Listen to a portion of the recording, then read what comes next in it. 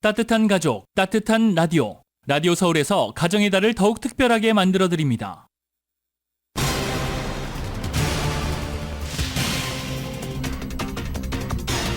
캐런베스 LA 시장이 지난주 기자회견을 열고 메트로 치안 인력 증원을 공표한 뒤 실제로 메트로 시스템의 치안 인력이 눈에 띄게 늘었습니다.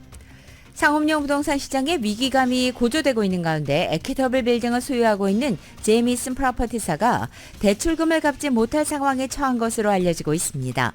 LA 카운티 당국이 코로나 팬데믹 동안 렌트비를 받지 못한 소규모 랜드로드들에게 지원금을 주는 프로그램을 재개해 2차 신청 접수를 시작했습니다. 하룻밤 새 남가주에 있는 세븐일레븐 같은 편의점을 돌면서 강절도 행각을 벌이던 용의자 3명이 체포됐습니다. 연방 상원에 도전 중인 앤디 킴 연방 하원 의원은 자신의 당선으로 연방의회의 다양성을 강화하길 원한다고 말했습니다. 한인 비영리단체가 바이든 대통령을 만나서 한국인 전용 전문직 취업비자 필요성을 설명하며 한국도 E4 비자 수혜국이 될수록 지원해달라고 건의했습니다. 경제 전문가들은 올해 연방준비제도가 기준금리를 2차례 인하할 것으로 예상하는 것으로 나타났습니다. 대형 소매업체인 타겟이 고물가에 지친 소비자들을 끌어들이기 위해서 우유와 과일, 애완동물 사료에 이르기까지 일상용품 5,000개 품목 가격을 인하했습니다. 자동차 제조업체 BMW가 강제 노동과 연관돼 제재 목록에 오른 중국 제조사 부품을 사용한 자동차를 미국에 수출한 것으로 알려졌습니다. 미국의 G세대 사이에서 신종 폭탄주 문화가 확산되고 있어 우려가 커지고 있습니다. 전문가들은 건강을 해칠 수 있다고 경고했습니다. 헬기 추락 사고로 숨진 에브라임 라이시 이란 대통령에 대한 미국 정부의 애도 표명을 두고 적대국에 대한 미국의 줄타기 외교라는 분석입니다. 국제형사재판소 검사장이 전쟁 중인 이스라엘과 하마스 지도부를 상대로 나란히 전쟁범죄 혐의로 체포영장을 청구했습니다. 현재 각국이 반응이 엇갈리고 있는 가운데 바이든 대통령은 이스라엘 편에 섰습니다. 윤석열 대통령이 최상병 특검법에 대해 거부권 행사했습니다. 취임 이후 10번째 거부권인데 이번 특검법이 삼권 분립의 헌법 정신에 부합하지 않는다고 거부권 행사 이유를 설명했습니다. 이처럼 윤석열 대통령이 결국 거부권을 행사하면서 여야의 대치는 격해지고 있습니다. 민주당은 특검을 거부하는 자가 범인이라면서 대통령실을 정조준했고 국민의힘은 대통령 거부권은 헌법상 정당 권리라고 맞섰습니다. LA 다저스가 애리조나를 6대4로 꺾고 4연승 행진을 이어갔습니다. 선발로 나선 야마모토 선수가 6.1이닝 2실점으로 시즌 5승째를 챙겼습니다. NBA 플레이오프 동부조 결승 1차전이 보스턴 셀틱스와 인디애나 페이서스 간의 경기로 오늘 오후 5시에 펼쳐집니다. 오늘 뉴욕 증시는 혼조세로 출발하고 있습니다. 원달러 환율은 1363.3원으로 마감했습니다. 남가주는 오늘 오전 중에 점차 맑아지겠고 LA 한인타운 낮 최고 기온은 69도로 예상됩니다. 이 시간 주요 뉴스는 하늘 위 호텔 세계 최대 항공기 아시아나항공 A380에서 차별화된 서비스를 만나보세요. 고국까지 편안하고 안전하게 모시는 아시아나항공 제공입니다. 여러분 안녕하십니까? 김윤정입니다. 안녕하십니까? 유지승입니다. 2024년 5월 21일 화요일 라디오 서울 모닝 뉴스 2부입니다. 캐런베스 LA 시장이 메트로 치안 인력을 강화하겠다라고 발표를 했습니다. 그런데 조금 늘어났다고 그래요. 이은 기자가 현장을 돌아다녀봤습니다. 지난 주말 LA 한인타운을 포함해 메트로 지하철역 시스템의 치안 인력이 늘어난 점이 두드러졌습니다. 캐런베스 LA 시장이 지난주 수요일 메트로 지하철 시스템의 즉각적인 치안 인력 증원을 명령한 후 뚜렷하게 나타난 변화입니다. 지난 주말 위셔와 웨스턴, 위셔와 버몬트, 메가더팍 등 타운 주변 메트로역과 지하철 안에는 메트로의 안전을 위해서 파견된 민간인 메트로 앰버서더 요원들이 늘어난 것이 실감됐습니다. 지하철 안에 동승한 메트로 앰버서더는 시큐리티 요원 복장을 하고 있어 이용객들이 위험이나 불편을 느낄 경우 도움을 청할 수 있습니다. 지하철 시스템에서 순찰을 도는 경관들의 모습도 예전보다 확인이 늘어난 모습입니다.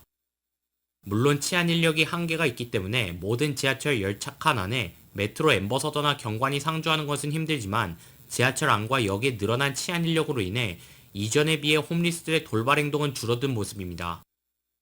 베스 시장은 지하철과 버스 안에 치안 인력이 탑승하도록 하되 모든 지하철과 버스 노선의 치안 인력 탑승은 어려운 상황이라고 밝히고 있어 홈리스나 마약 중독자들로 인해 폭력 발생 위험이 빈번한 지역을 집중 관리하는 대책이 절실한 것으로 지적됩니다.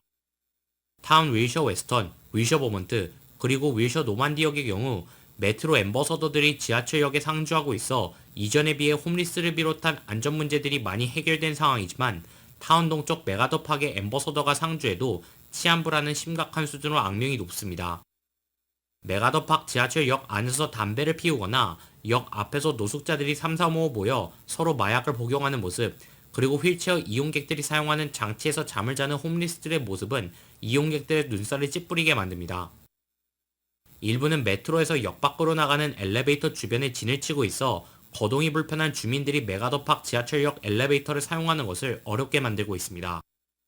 당장 메트로 시스템 내 치안 인력 증원으로 범죄 발생률을 낮추는 데 효과가 있을 것으로 기대되지만 증원된 치안 인력 배치가 얼마나 장기적으로 이루어질 수 있을지, 그리고 LAPD나 셰리프국, 롱비치 경찰국에서 차출된 경관들이 메트로 치안에 어느 정도 책임감을 가지고 근무할 수 있는지도 여부가 관건입니다.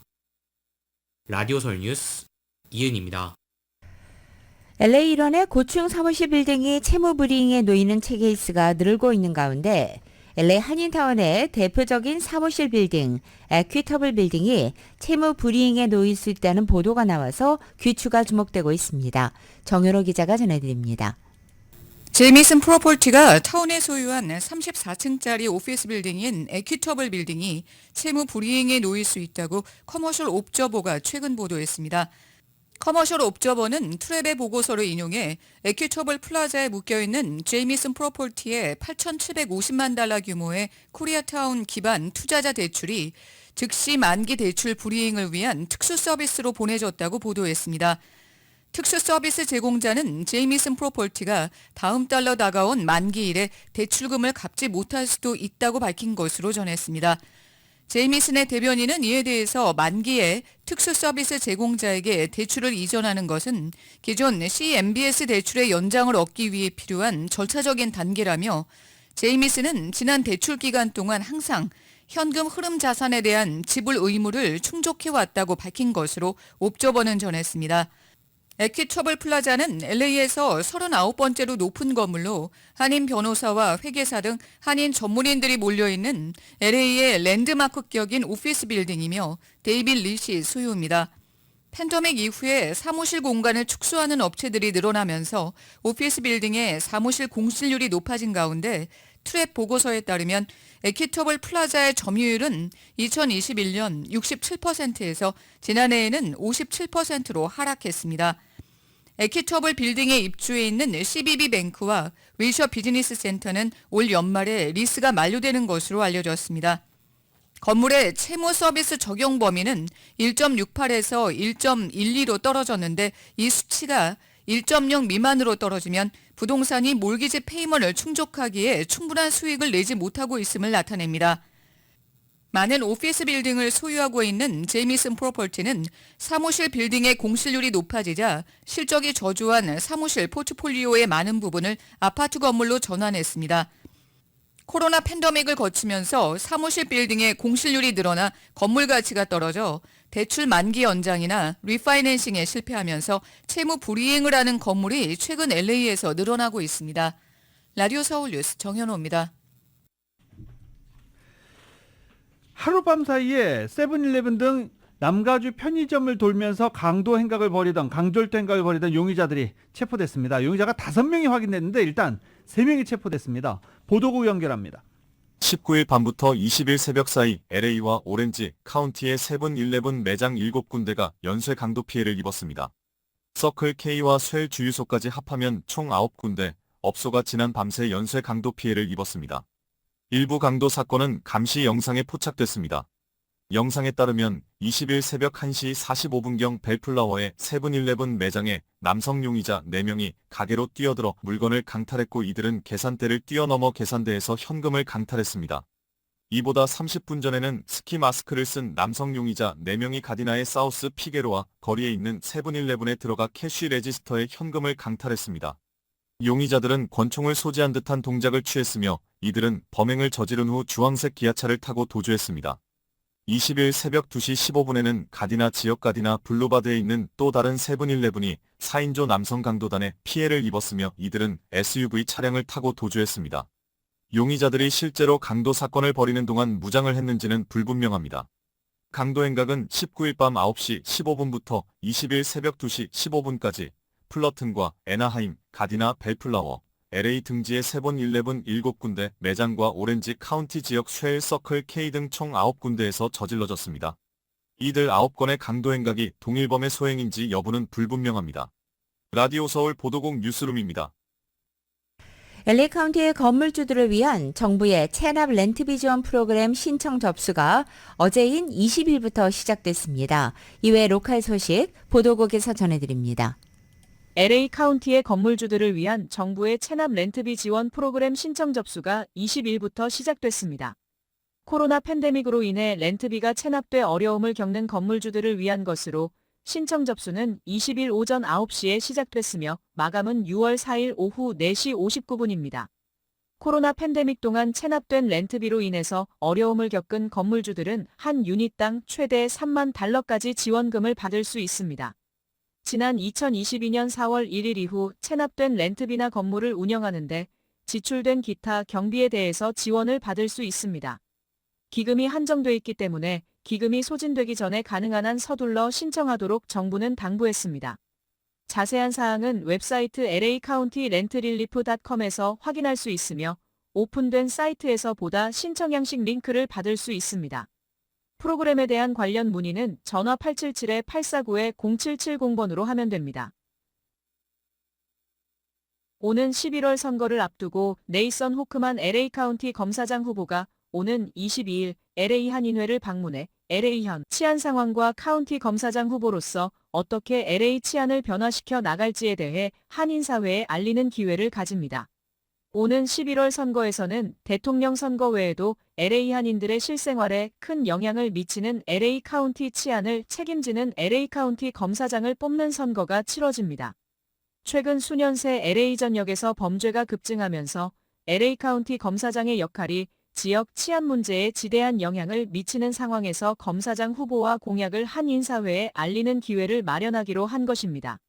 라디오 서울 보도국 뉴스룸입니다. 오래간만에 반가운 소식 하나 전해드리겠습니다. 타겟이 가격을 인하한다고 발표했습니다. 타겟이 고물가에 지친 소비자들을 끌어들이기 위해서 우유와 과일에서 애완동물 사료에 이르기까지 일상용품 5,000개 품목의 가격을 인하했습니다. 타겟은 어제부터 일단 버터와 세제 등 1,500개 인기 품목에 대한 가격을 내렸습니다. 소비자들이 인플레이션으로 지출을 줄이면서 이키아와 알디 등 다른 주요 소매업체들도 최근 소비자들을 다시 매장으로 유인하기 위해 잇따라 가격을 내리고 있는 중입니다. 맥도날드도 $5 세트 메뉴 출시한다라고 발표했죠. 타겟의 이번 가격 인하도 지난해 매출이 2016년 이후 처음으로 감소한 데다가 올해도 부진할 것으로 전망되면서 이를 반전시키기 위한 노력의 일환으로 전해지고 있습니다. 타겟의 식품 뷰티 부분 책임자는 성명을 통해 소비자들이 가용할 수 있는 생활비를 모두 끌어다 써야 하는 압박감을 느끼고 있는 것을 잘 알고 있다라고 말하기도 했습니다.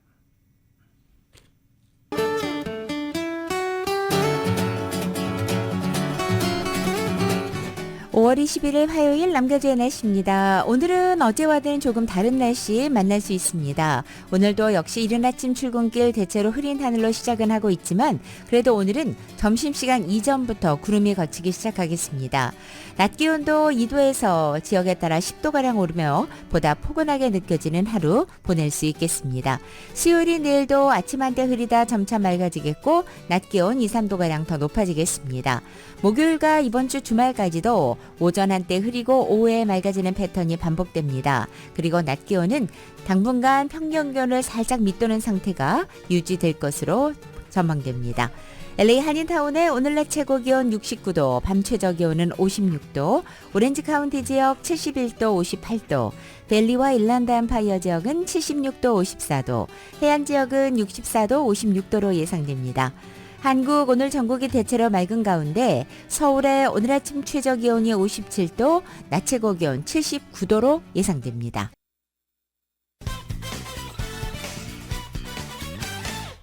아시안 등을 대상으로 한 최소 7,300만 달러 이상 규모의 암호화폐 투자 사기가 발생해 이와 관련한 2명이 체포돼 연방검찰에 기소됐습니다.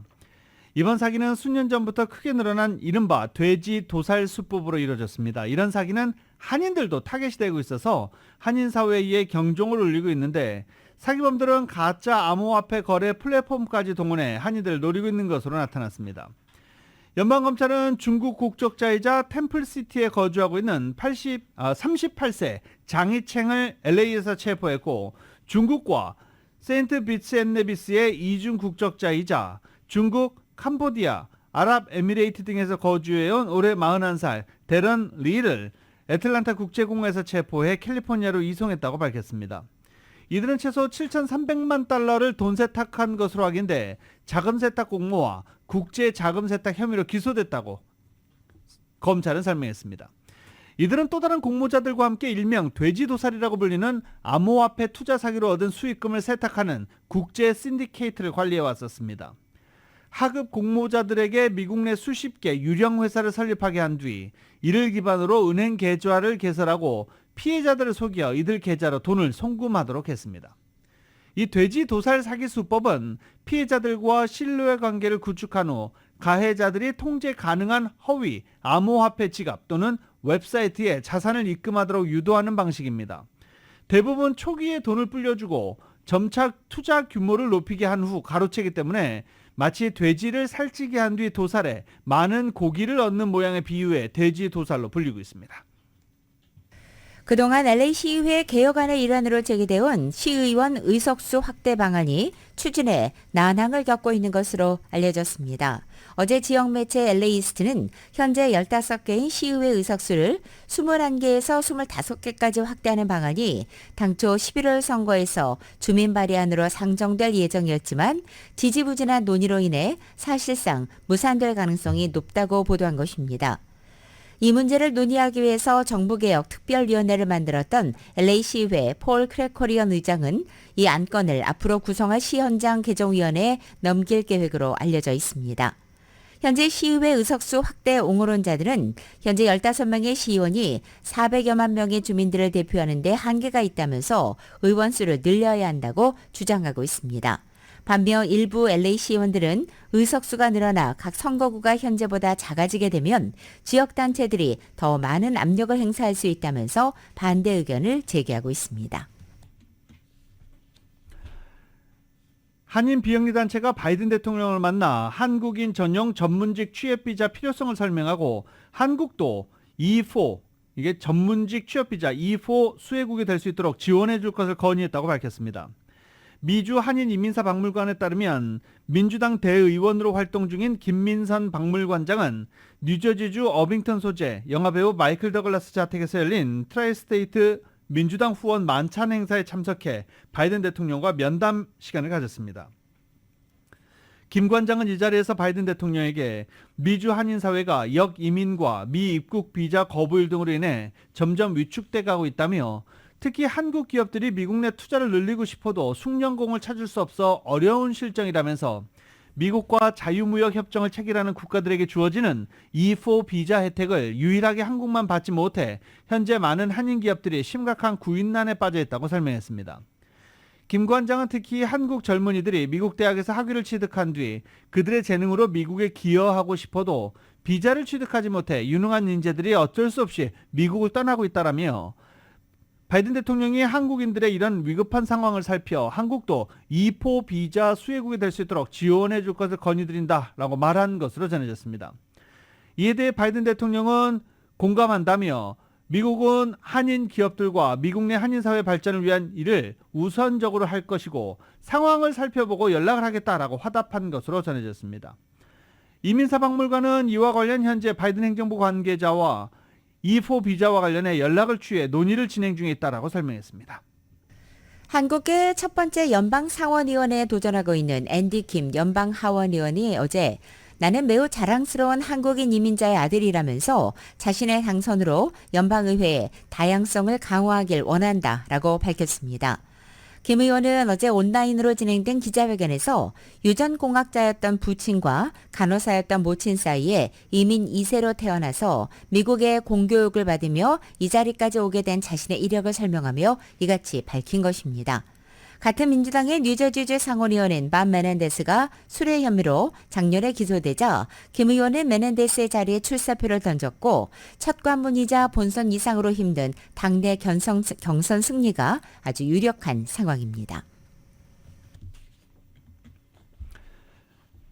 배우 윤여정이 지난 17일부터 LA 아카데미 영화박물관에서 아카데미 회고록을 하고 있습니다. 회고전을 하고 있습니다.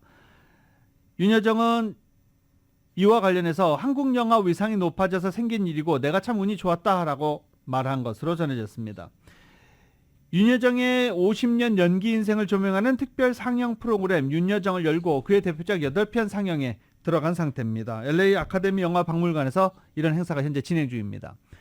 한국 영화사에서 대체할 수 없는 독보적인 배우 윤여정의 회고전을 통해 50여 년 동안 그가 빚어낸 놀라운 작품 기념하는 시리즈를 선보이게 돼 영광이다라고 아카데미 측은 밝히고 있습니다. 윤여정은 차기작 미국인 감독 앤드류 안이 메가폰을 잡는 영화에 6월부터 캐나다 밴쿠버에서 촬영에 들어간다라고 다음 일정도 공개했습니다. 고 이건희 삼성 선대회장이 소장했던 용문이 청화백자 항아리가 미국의 남부 지역을 대표하는 박물관 휴스턴 박물관에서 현지의 관람객과 만나게 됩니다. 한국의 국립중앙박물관 측은 어제 휴스턴 박물관의 캐롤라인 와이슬로 전시관 1층에 있는 한국시를 새로 단장해서 재기관했다고 밝힌 것입니다. 휴스턴 박물관은 7만여 점의 소장품을 보유한 미국 남부 최대 규모의 박물관입니다. 2019년 기준으로 연간 관람객 수는 약 125만 명으로 지난 2007년부터 한국시를 운영해왔습니다. 기존 한국실이 한국의 역사 문화를 주로 다뤘다면 새로운 공간에서는 조선시대에 집중하고 있습니다. 조선시대 의례와 신앙, 생활을 보여주는 각종 도자와 목가구, 연적과 벼류, 불상까지 모두 33건의 유물을 소개하게 됩니다. 특히 이건희 회장이 기증한 청화백자 항아리는 왕실을 상징하는 용문이가 돋보이는 도자 유물로서 국립중앙박물관 측은 휴스턴 한국실의 하이라이트라고 꼽았습니다. 한국실의 주요 유물은 2026년 3월까지 약 2년간 대여할 예정입니다. 박물관은 추후 대중 강연 등의 각종 행사를 열어서 한국 문화를 계속 현지에 소개한다는 예정입니다. 한인들에게도 잘 알려진 이 프라이빗 골프장 로스코요테스 컨트리클럽 측에 일방적인 월 회비 인상 통보를 놓고 골프장 회원권을 갖고 있는 골퍼들의 불만이 거세지고 있다라고 소개해드린 바 있습니다. 이 한인 회원들이 대책 마련 그리고 향후 조치를 논의하기 위한 공청회를 소집해 대책위원회를 구성할 예정이어서 귀추가 주목됩니다. 골프장 운영에 대한 자문 역할을 하는 이사회 멤버로 참여하고 있는 이교식 옥타 LA 이사장은 한인 회원들이 골프장 관리회사의 일방적이고 비합리적인 월회비 인상 방침에 매우 분노하고 있고 오는 23일 공청회를 열고 대책을 논의할 것이다 라고 밝혔습니다. 한인 골퍼들에 따르면 로스코요테스 골프장 관리를 맡고 있는 아메리칸 골프 코퍼레이션은 회원들이 매달 내야 하는 월 회비를 지난해 20%, 올해 13% 인상한 데 이어서 오는 7월 1일부터 또 33%를 인상하겠다고 통보해 한인 골퍼들의 반발을 불러일으키고 있습니다. 월 회비가 약 1,800달러가 되는 셈이다 라고 회원권을 갖고 있는 골퍼들은 이야기를 하고 있습니다. 한인 골퍼들은 회원들의 권리를 보호할 수 있는 한인대책위원회도 구성할 예정입니다. 미국의 G세대, 즉 1990년대 중반에서 2000년대 초반 출생자 사이에서 신종 폭탄주 문화가 확산하고 있습니다. CNN 방송은 보그 마시기란 무엇인가, 왜 이 유행은 위험한가라는 제목의 기사를 통해 미국 대학생들 사이에서 퍼지는 술 파티 문화를 조명한 것입니다. 보그란 필름이 끊기도록 맹렬히 마시는 술이라는 말의 약자로 증류주와 물, 향미료, 전해질 음료 등을 섞어서 무려 1갤런 크기의 용기에 담은 폭탄주를 말합니다. 요즘 대학가에서 인기를 끄는 낮 시간대 파티, 다티에서 보그를 주로 마시고 있습니다. 보고가 언제 처음 시작됐는지는 추적하기 어렵다고 CNN은 전했습니다. 다만 지난해 3월 매사추세츠 에머스트 캠퍼스의 학생 20여 명이 학교 인근 야외 파티에서 술을 마시다가 구급차로 이송되는 사건이 발생하며 이 보고가 헤드라인을 장식한 적이 있습니다. 이 같은 술 문화는 현재 대학가를 넘어서 고등학생들 사이에서도 퍼지는 것으로 나타나고 있습니다. 전문가들은 이 보그를 마시는 행동이 건강을 해칠 수 있다고 경고합니다. 애나 램프케 스탠퍼드대 정신과 중독의학 교수는 보그의 알코올 함량이 높아서 한 잔을 마시더라도 잠재적으로 생명을 위협하는 음주나 알코올 중독까지 이어질 수 있다고 지적했습니다. 그리고 보그에 더 위험한 것은 위험하고 일탄적인 행동을 하고 이것을 SNS에 퍼뜨려서 이것이 보통의 행동인 것처럼 만드는 것이라고 지적했습니다. 미지의 세계 어디 있을까요? 아직 인간이 정복하지 못한 곳 여러 군데 있지만 가장 많이 정복하지 못한 것이 바로 바다입니다. 때문에 바다에서 뭔가 새로운 게 찍히면 특히 더 화제가 되고 있는데요. 이 화제 소식 KBS가 한번 묶어봤습니다. 햇빛 한 점 들어오지 않는 깊은 바닷속, 거대한 오징어가 나타나 다리빨판으로 카메라를 집어삼킵니다. 서호주대학 연구진이 남태평양 사모아 해협에서 촬영한 희귀 심해 오징어의 사냥 장면인데요. 타닌지아 다나에라는 학명을 가진 이 심해 오징어는 최대 몸 길이가 2.3m에 달합니다. 해수면 수백 미터 아래 서식하고 있어서 살아 움직이는 모습을 목격하는 건 매우 드문 일이라고 합니다. 특히 이 오징어의 가장 큰 특징은 다리 촉수 끝에 있는 생체 발광기관으로 먹이를 사냥한다는 점인데요. 연구진은 당시 이 희귀 심해 오징어가 관측용 카메라를 먹이로 착각한 까닭에 촉수에서 내뿜는 신비로운 성광을 포착할 수 있었다고 했습니다. 이 장면을 목격한 건 둘도 없는 행운이었다고 하네요. 앞부분이 부서지고 갑판 위는 아수라장이 된 대형 화물선 한 척이 천천히 항구 쪽으로 이동합니다. 지난 3월 미국 동부 볼티모어 항구 인근 교각에 충돌하며 대형 붕괴 사고를 일으킨 싱가포르 선적의 컨테이너선 달리호입니다. 지난주 마지막 시신 수습과 붕괴 잔해 제거를 위한 폭파 작업이 이뤄진 데 이어 현지 시간 20일 그동안 충돌 현장에 묶여있던 달리호의 예인 작업이 사고 발생 거의 2달 만에 진행됐습니다. 관계 당국은 사고 선박을 예인하고 항구 진출입 통로를 확대해 이달 말까지 볼티모어 항 운영을 정상화하는 게 목표라고 밝혔습니다.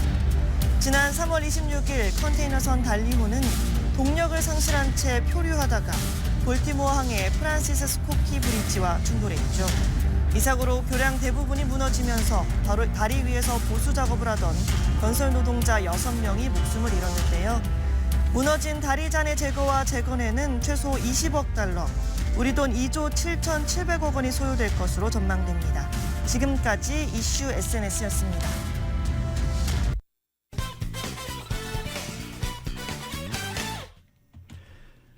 이란 대통령이 숨진 헬기 사고 원인으로 이란 내부는 물론 서방 전문가들 사이에서도 미국의 제재를 지목하는 의견이 나오고 있습니다. 미국은 말도 안 된다며 제재는 계속된다고 밝혔는데 중동 정세에 큰 변화는 없을 것으로 보이지만 불확실성은 여전합니다. YTN입니다.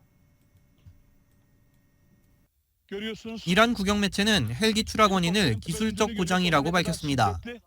사고 헬기는 미국산 벨 212로 40-50년 된 것으로 추정되는 노후 기종입니다. 이란 전 외무장관은 미국의 제재가 사고를 불러왔다고 비난했지만 미국은 말도 안 되는 주장이라며 제재는 계속된다고 일축했습니다. We will continue to hold Iran accountable for their destabilizing behaviors, for their support to terrorist networks like Hamas and Hezbollah and the Houthis. 라이시 대통령의 사망에도 미국과 이란의 관계는 당분간 큰 차이가 없을 것임을 보여주는 대목입니다. 이란 내부를 봐도 절대 권력자인 최고 지도자가 건재하고 주요 권력기구는 강경파가 장악해 변화 가능성은 제한적입니다. 입맛에 안 맞는 후보는 헌법수호위원회가 걸러내 다음 달 대선에 출마조차 할 수 없습니다. And so there wouldn't necessarily be any movement on the Iranian side towards change in policies in any substantial way. 이번 사고는 현재 85살인 최고 지도자 하메네이의 후계 구도에 미칠 파장이 더 크다는 관측입니다. 라이시 대통령의 사망으로 유력한 후계자는 하메네이의 둘째 아들 모스타바만 남았다는 분석이 지배적입니다. 하지만 이슬람 혁명으로 왕조를 몰아낸 지금의 이란에서 정권 세습은 정통성이 없다는 반발이 나올 수 있습니다. 때이른 대선과 후계 문제로 이란이 국내 문제에 집중하는 사이 중동 정세가 악화될 가능성도 거론됩니다. That provides maybe an opportunity to push back harder against Iran and its allies in the region like Hezbollah in Lebanon. 이란은 중동 지역 각종 무장단체의 후원국이라 이번 사고가 정세에 어떤 영향을 미칠지 각국이 주시하고 있습니다. YTN 김도원입니다. 헬기 추락 사고로 숨진 에브라임 라이시 이란 대통령에 대한 미국 정부의 애도 표명을 두고 적대 국가에 대한 미국의 줄타기 외교라는 분석이 제기됐습니다.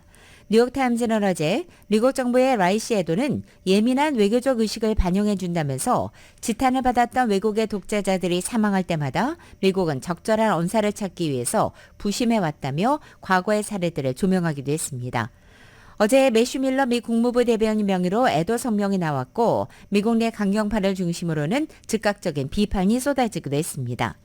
하지만 뉴욕타임즈는 밀러 대변인이 브리핑을 통해 구체적인 라이시의 악행을 열거하면서 라이시 대통령을 맹비난하는 것을 두고 미국 정부의 줄타기를 분명히 보여줬다고 평가했습니다. 슬퍼하는 상대 국가의 국민을 위해 애도를 표할 가능성과 또 진실을 말하고 미국의 원칙을 분명히 표현할 필요성 사이에서 균형을 맞췄다는 분석입니다.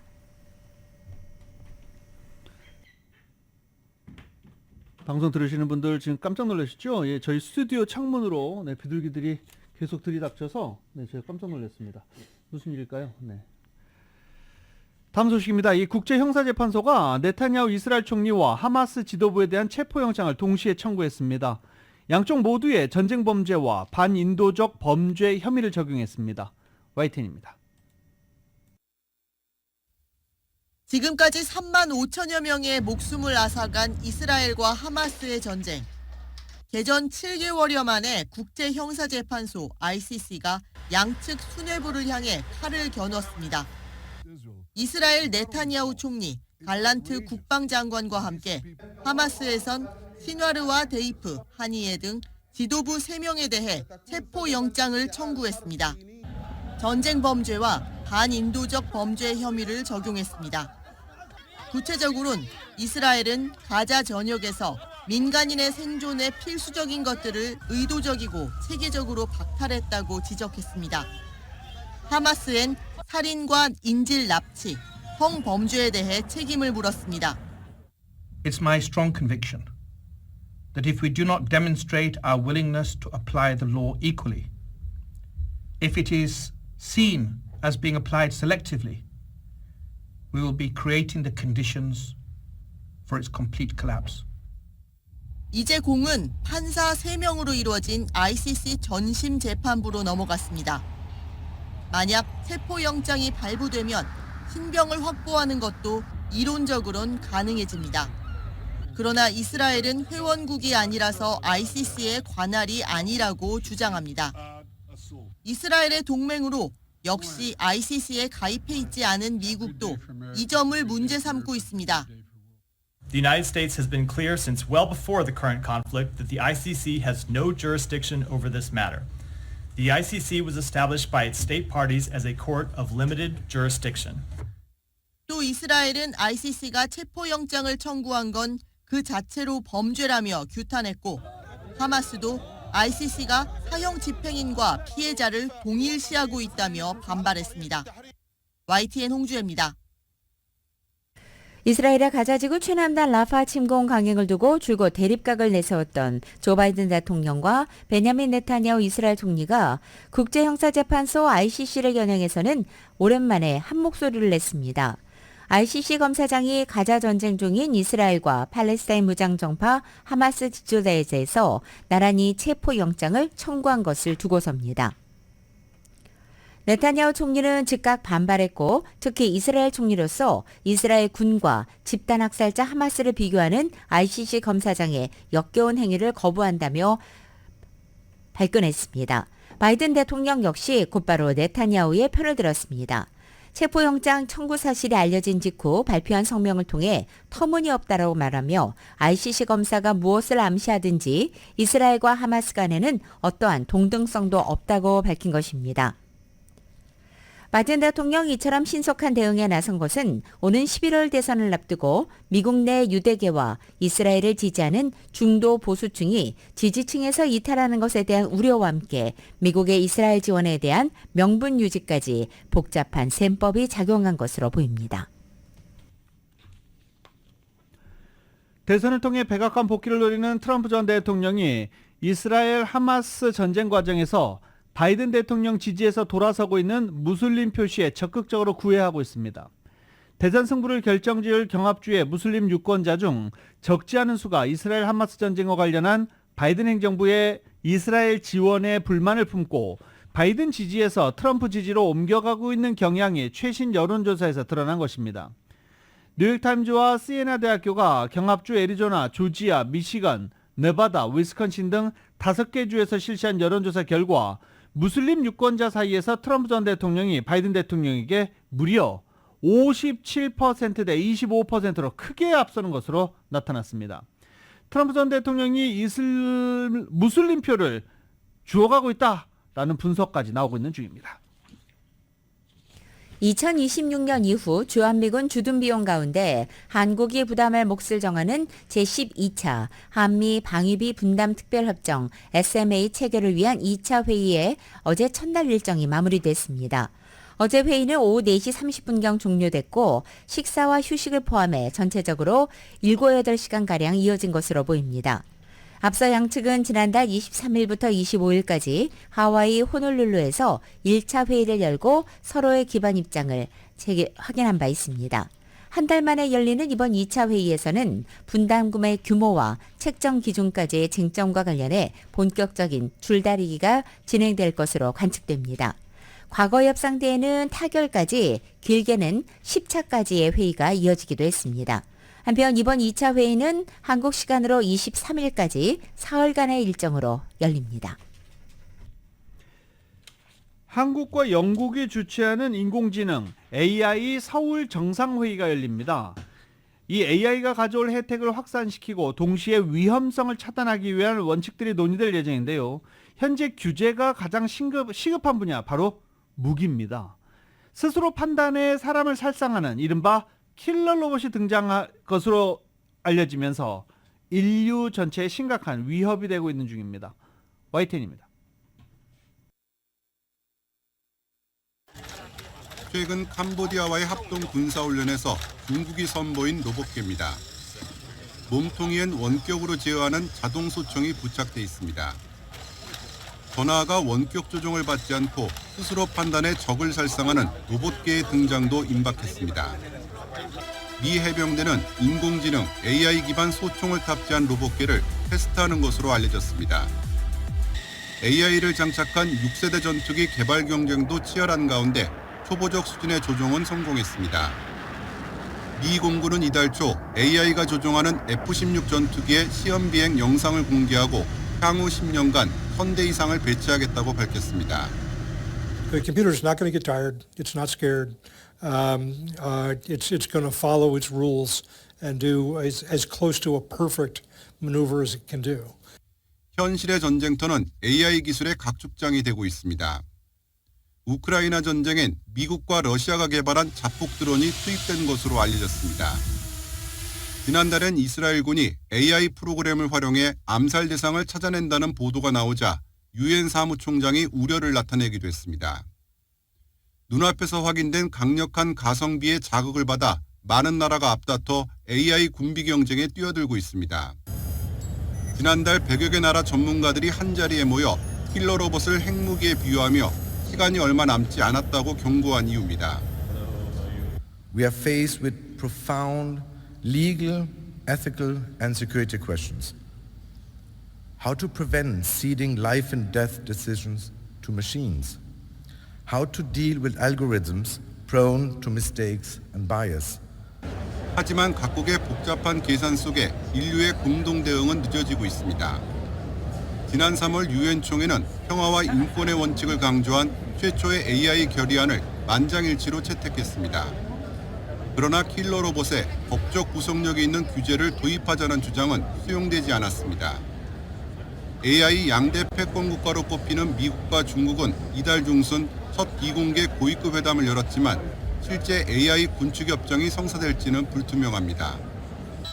지난해 타계한 키신저 전 국무장관은 미국과 중국의 대립 속에 AI 기술이 발전하면서 3차 세계대전을 막을 시한이 이제 5에서 10년밖에 남지 않았다는 경고를 남겼습니다. YTN 유튜버입니다.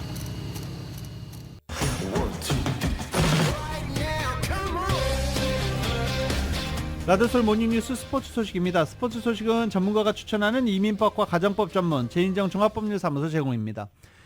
어제 LA 다저스가 애리조나를 만나서 6대4로 승리를 거뒀습니다. 어제 1회에 오타니 선수가 번트를 대서 사람들이 깜짝 놀랐죠. 지금 타율 1위인 선수가 번트를 기습 번트였습니다. 그래서 결국 안타를 만들어냈죠. 어제 선발로 나선 야마모토 선수가 6.1이닝 2실점으로 승리 투수가 되면서 시즌 5승째를 기록했습니다. LA 인저스는 휴스턴과의 경기에서 9대7로 승리를 거뒀습니다. 휴스턴을? 지금 올 시즌 휴스턴은 지금 거의 꼴찌 상황입니다. 휴스턴에 지금 부상 선수가 많아가지고 아직 성적이 안 올라오고 있는 상황입니다. 이 프리미어리그 진출 이후에 최고로 화려한 시즌을 보낸 울버햄턴의 황희찬 선수가 팬들의 환호 속에 귀국을 했습니다. 리그 12홀 골 기록에 나쁘지 않았던 시즌이라면서 소감을 밝히기도 했습니다. KBS의 보도입니다.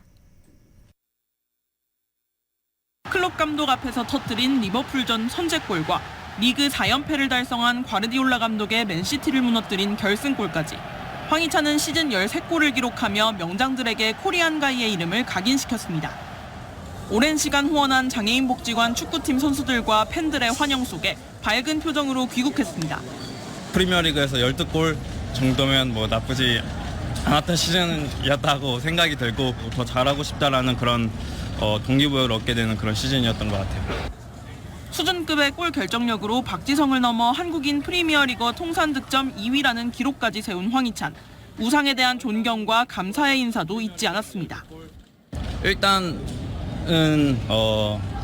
그런 기록을 제가 넘을 수 있어서 너무너무 영광스럽고, 왜냐하면 박지성 선수는 제가 프리미어리그를 꿈꾸게 해주신 분이고, 또 시즌 끝나고도 너무 수고했다고 연락도 주셔가지고 더 기쁘고 더 영광스러웠던.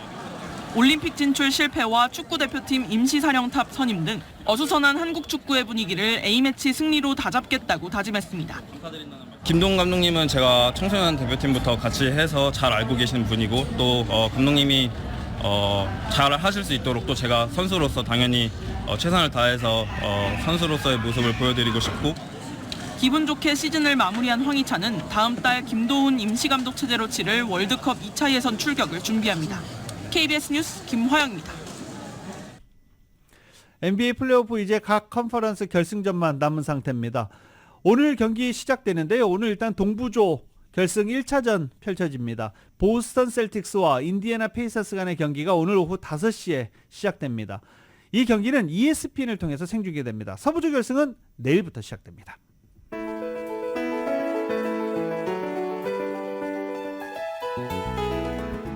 (2024년 5월 21일) 화요일에 전해드린 라디오서울 모닝뉴스 여기서 마치겠습니다. 지금까지 진행의 유지승, 김윤정이었습니다. 잠시 후 9시에는 강혜신의 오늘의 미국이 방송됩니다. 함께해 주신 여러분 고맙습니다.